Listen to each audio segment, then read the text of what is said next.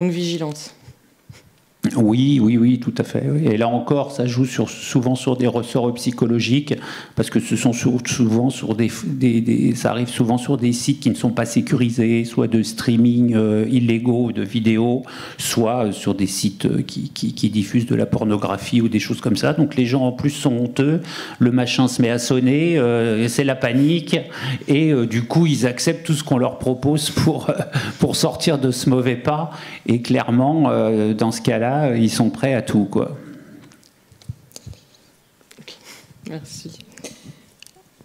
On passe à une nouvelle arnaque. Vous les avez vues dans la table ronde précédente et sur les slides, mais la question des chèques, des faux chèques de banque.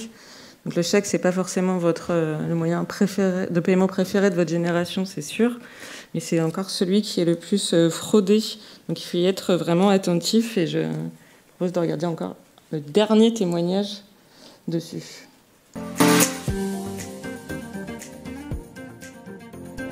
Notre adhérent a vendu son véhicule à un particulier. Par sécurité, il a demandé à son acheteur un chèque de banque. Le vendeur, par précaution, a contacté la banque de son acheteur afin de vérifier la solvabilité de celui-ci. Et celle-ci lui a confirmé lui avoir remis un chèque de banque. La vente a été conclue, l'acheteur est parti avec la voiture, le vendeur avec son chèque. Le chèque a été déposé via l'automate de la banque et le compte du vendeur a été crédité des 15 000 €. 5 jours plus tard, la banque a appelé le vendeur en l'informant que ce chèque était un faux. Son compte a été débité des 15 000 €. Des informations ont été demandées à la banque de l'acheteur. Celle-ci a informé le vendeur que le chèque de banque lui avait été restitué en invoquant le fait que la vente ne s'était pas réalisée. En fait, l'acheteur avait créé un deuxième chèque de banque. Par la suite, la voiture a été retrouvée et remise au vendeur.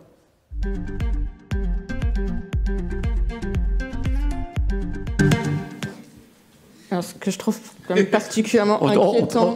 Tous les fraudeurs ne sont pas intelligents. Voilà. C'est la première marque, je pense. Mais le vendeur avait pris des précautions avant de réaliser la vente. Oui, dans le déroulé, il y a juste une information qui n'a peut-être pas été donnée. On ne fait jamais de vente avec un chèque de banque le week-end. Parce que vous ne pouvez pas vérifier avec certaines banques qui ne sont pas, dont les portes ne sont pas ouvertes le week-end. Les agences ne sont pas ouvertes le week-end. Voilà, certaines, on ne fait pas de vente le samedi ou le dimanche après-midi, le samedi après-midi ou le dimanche. Voilà, c'est un principe de base. Déjà, ça permet de vérifier.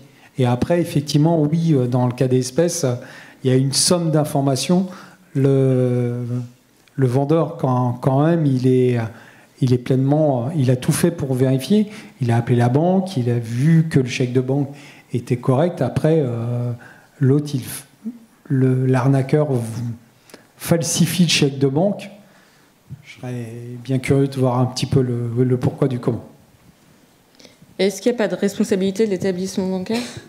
Je ne peux pas vous le dire, ça. Si je peux me permettre, alors pour vérifier le chèque de banque, pareil, il faut éventuellement regarder dans quelle agence est la personne qui vous remet le chèque, mais ne pas téléphoner sur le numéro qui figure sur le chèque de banque, parce que si c'est un faux chèque de banque, c'est un faux numéro, il a un complice qui va vous répondre et vous confirmer qu'effectivement ils ont bien émis un chèque de banque. Ça, c'est des cas qu'on a eus.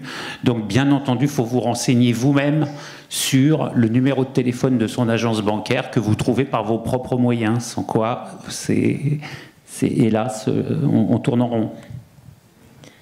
Est-ce qu'il y a des moyens de vérifier des éléments sur le chèque directement ? Alors oui, vous retrouverez des articles assez intéressants. Alors il faut savoir que les arnaques aux faux chèques de banque, hélas, c'est vieux. Hein. Ça fait longtemps qu'on traîne ces arnaques. Donc les chèques de banque ont été un petit peu sécurisés. On a ajouté un filigrane à l'arrière. Je vous incite, il y a des articles assez intéressants à la Finance pour tous. Il y a un article qui parle des faux chèques, mais vous les retrouverez aussi sur les clés de la banque et vous verrez cette photo du filigrane qui permet d'assurer qu'on a affaire à un vrai chèque de banque. Bon, c'est pas imparable, hein, c'est comme repérer un faux billet, il faut quand même avoir l'œil, mais ce sont des déjà des éléments, si on essaie de vous remettre un faux chèque de banque grossier, vraiment fait de manière pas très pro, il n'y aura pas ces éléments de sécurisation et auquel cas vous pourrez vous douter que c'est un faux chèque de banque.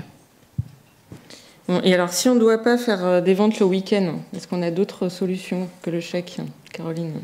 Oui, de plus en plus, il y a des sites de vente de véhicules entre particuliers qui proposent également des services de temporisation qui permettent à l'acheteur de verser les fonds avant de se rendre sur place pour récupérer le véhicule, et qui permettent de certifier au vendeur que les fonds ont bien été bloqués, et les fonds ne sont débloqués que lorsque l'acheteur confirme qu'il a bien pris possession du véhicule. Ça permet de sécuriser à la fois l'acheteur et le vendeur, parce que dans ces cas-là, il y a également des vérifications qui sont faites par la plateforme sur la propriété du véhicule, sur sa carte grise, l'identité des personnes, de l'acheteur et du vendeur.